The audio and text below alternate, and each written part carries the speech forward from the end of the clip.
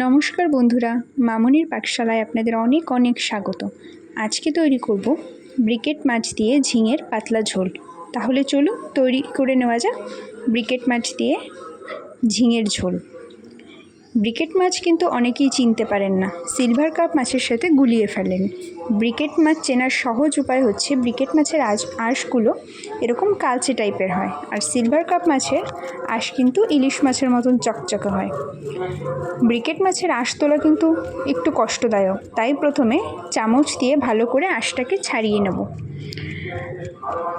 কারণ মাছ piece piece করে কাটার পর আঁশ ছাড়ানোটা এই মাছের জন্য একটু কষ্ট, তাই ভালো মতন আঁশ ছাড়িয়ে ভালো মতন ধুয়ে নেব।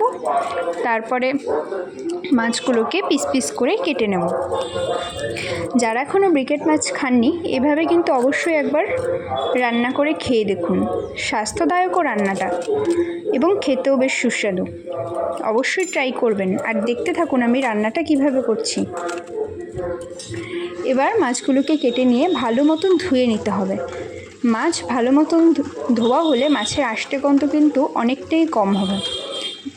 মাছ ভালো মতন ধুতে থাকবেন। এরপর কয়েকবার ধোয়ার পর আমি 1 চামচ লবণ দিয়ে মাছটাকে ধোবো, তাহলে মাছের আষ্টে গন্ধটা অনেকটাই বেরিয়ে যাবে।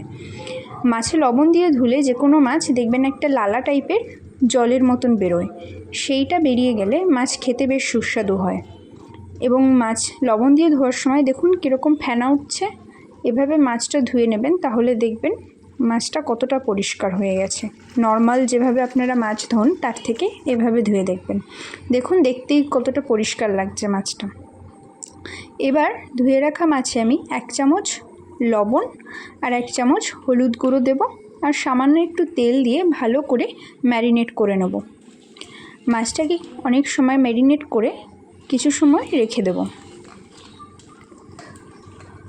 তারপর ঝিঙেগুলোকে একটু বড় বড় সাইজে লম্বা লম্বা চৌকো করে কেটে নেব। আপনারাও এইভাবেই কাটবেন, খুব ছোট করে ঝিঙে কাটবেন না, যেহেতু মাছের ঝোল রান্না করব। একটু বড় শেপে কাটবেন। দেখুন আমি কিভাবে ঝিঙেগুলোকে কেটেছি, ঠিক একই রকমভাবে আপনারাও কেটে নেবেন।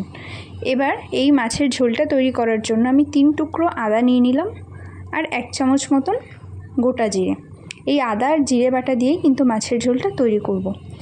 যাই বলুন না কেন, আদা জিরে বাটার মাছের ঝোল আমার তো খুব ভালো লাগে। আপনাদের কেমন লাগে অবশ্যই কমেন্ট করে জানাবেন। দেখুন পেস্টটা কিন্তু রেডি হয়ে গেছে। শিলনোড়ায় বাটা মশলার স্বাদই অন্যরকম হয়।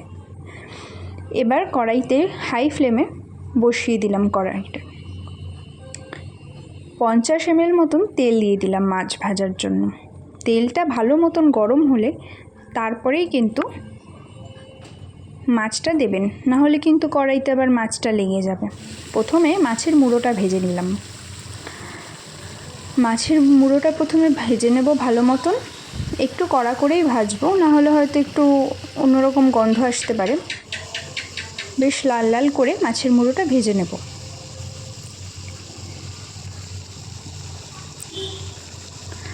মাছের মুড়ো ভাজা হয়ে গেলে এরপর মাছের পিসগুলোকে ভেজে নেব। এগুলো একটু লাল লাল করেই ভাজবো, তবে খুব বেশি কিন্তু কড়া ভাজবো না। হালকা লালচে লালচে ফ্লেভার আসলেই মাছটাকে তুলে নেব।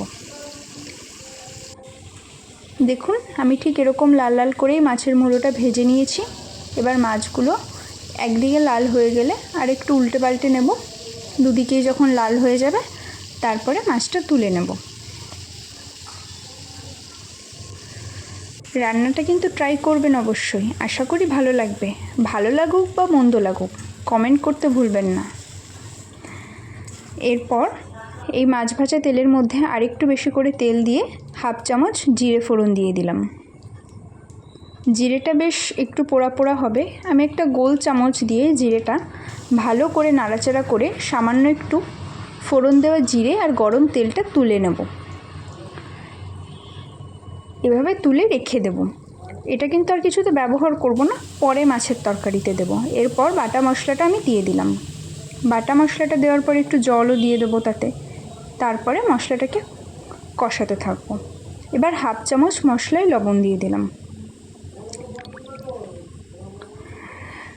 1/2 চামচ লবণ দেওয়ার পর 1/2 চামচ হলুদ গুঁড়ো দিয়ে দিলাম। এবার মশলাটাকে ভালো করে নাড়াচাড়া করব আর 1 চামচ মতন সানরাইজের লঙ্কার গুঁড়ো দিয়ে দিলাম। একটু ঝাল ঝাল করব। মশলাটাকে আস্তে আস্তে লো ফ্লেমে কষাতে থাকবেন যতক্ষণ না তেল ছাড়ছে। মশলার রঙটা যাতে ভালো হয় তার জন্য একটু সামান্য কয়েক টুকরো চিনি দিয়ে দিলাম আর 2 পিস চেরা কাঁচা লঙ্কা দিয়ে দিলাম। কাঁচা লঙ্কা চিড়ে দিলে ঝোলের ফ্লেভারটা বেশ ভালো আসে।